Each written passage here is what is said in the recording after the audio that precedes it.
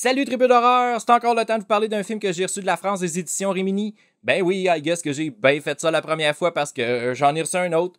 Ce coup-ci, il s'agit de Deathline, a.k.a. Le métro de la mort, un film de l'Angleterre sorti en 1972 et qui, comme son nom le laisse deviner, se déroule dans un métro. Tout comme The Survivor que je vous ai jasé en décembre passé, c'est encore une fois un film que je connaissais pas. Du moins, je le connaissais pas sous ce nom-là. Moi, j'en avais entendu parler sous son titre américain Raw Meat ou Viande crue en bon français, mais j'en savais pas plus que ça. Mes connaissances s'arrêtaient au fait que le film existe. Mais avouez que quand j'ai dit Deathline au début, vous pensiez que je m'étais trompé. Ben non, le film est connu sous ces deux titres-là. C'est le premier long-métrage réalisé par Gary Sherman qui nous a offert le très sous-estimé Dead and Buried en 1981 et Poltergeist 3 en 1988. Ça met en vedette Donald Pleasence puis un petit cameo de Christopher Lee. Et attention, c'est vraiment un petit cameo de la part de Monsieur Lee, donc faites pas comme moi, faites pas trop d'attente. J'étais tout excité quand j'ai vu son nom générique puis j'avais vraiment hâte de le voir interagir avec Donald Pleasence.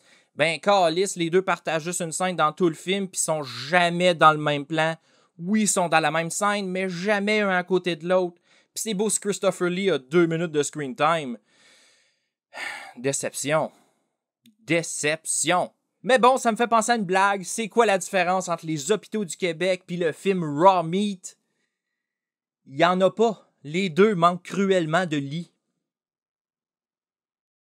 Mais bon, ça jase de quoi ce film-là? Ça raconte l'histoire d'un couple d'étudiants qui se retrouve mêlés à un cas de disparition dans le métro de Londres.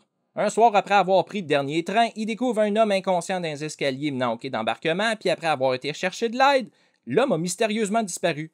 L'inspecteur Calhoun est alors chargé de résoudre le mystère de cette disparition, qui sera évidemment pas la dernière, et qui sera suivie par d'autres attaques dans la même station.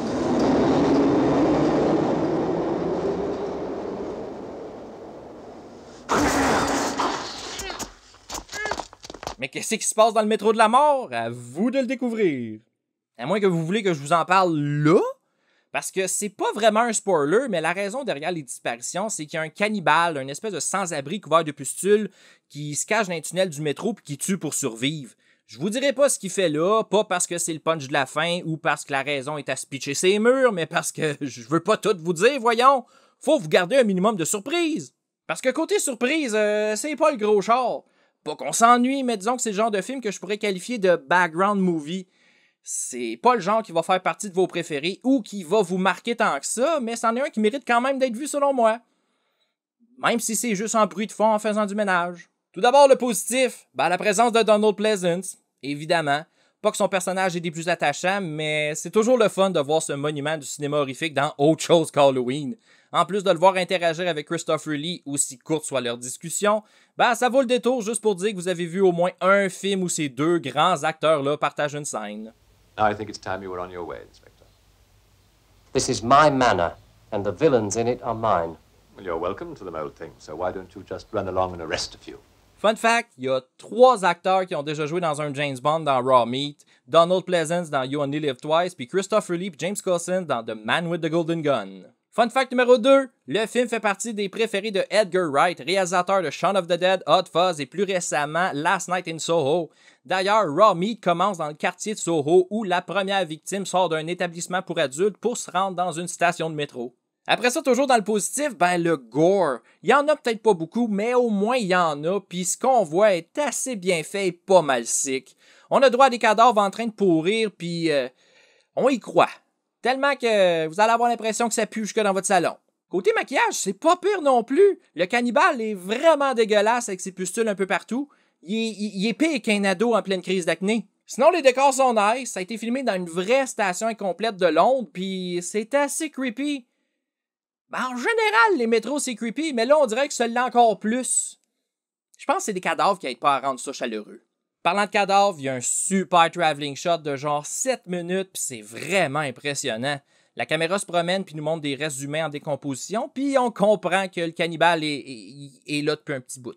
Sinon, le négatif, c'est lent.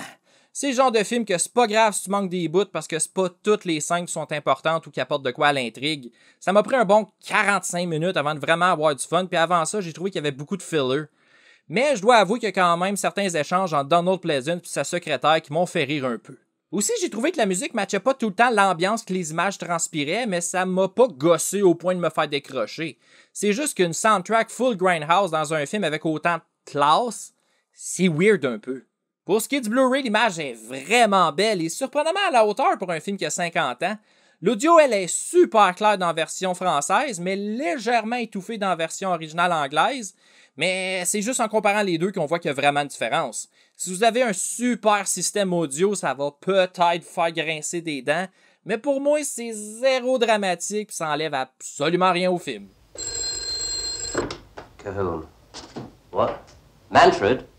Took long enough, didn't it? Put him on. Cahoon.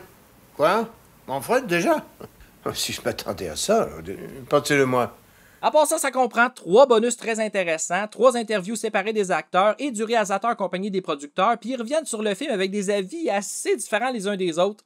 Vous allez aussi y apprendre plein de petites anecdotes sur la conception du film puis l'accueil qu'il a reçu à l'époque. Le Métro de la Mort est disponible en France chez les éditions Rimini en format Digipack et comprend le Blu-ray, un DVD puis un livret de 24 pages écrit par Marc Toulek.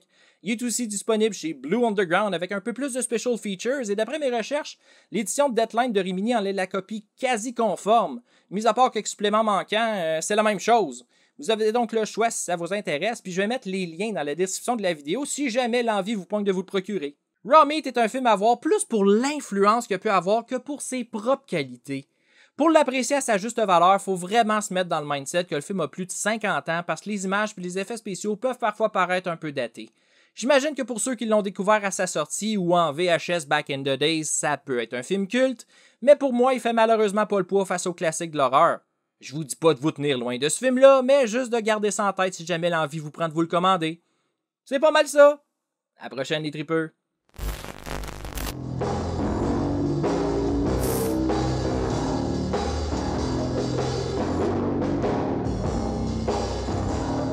En terminant, n'oubliez pas d'aller faire un tour sur Horreur Québec pour toutes vos nouvelles concernant le merveilleux monde de l'horreur. Si vous êtes fan de musique métal, pensez à aller checker Metal Minded sur YouTube pour des critiques d'albums et des entrevues toujours en live. Sinon, si vous avez aimé ma vidéo, pensez à y laisser un petit thumbs up et n'oubliez pas de vous abonner afin de ne rien manquer sur Horreur FR.